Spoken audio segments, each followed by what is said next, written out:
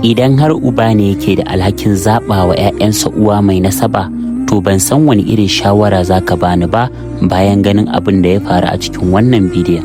Faruwa ne, kin ce in zo kuma na zo na ga sai kuka kiki ta yi. Ki faɗa min menene ke faruwa?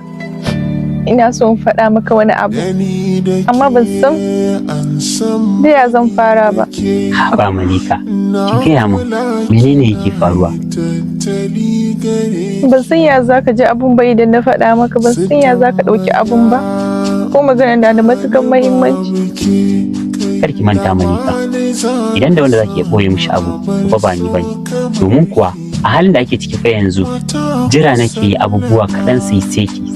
Domin in turo iyayena gidanku domin in samu a bani daman auren ki.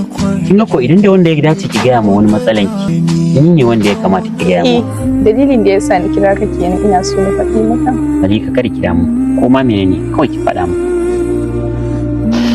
Ahmad, ina so in faɗi maka cewa ban san mahaifina ba.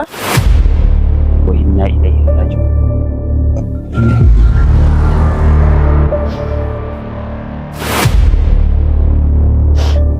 Mamu ta tafi ƙasar Libyan aiki ne, da za ta dawo tare da ni. Kuma na tambaye ta, ita ma irin maganar da ta gaya mun kenan. Ka rufa min asiri, na san idan iyayenka suka ji maganar nan, ban san ya su ɗauke shi ba akan maganar aure na da kai.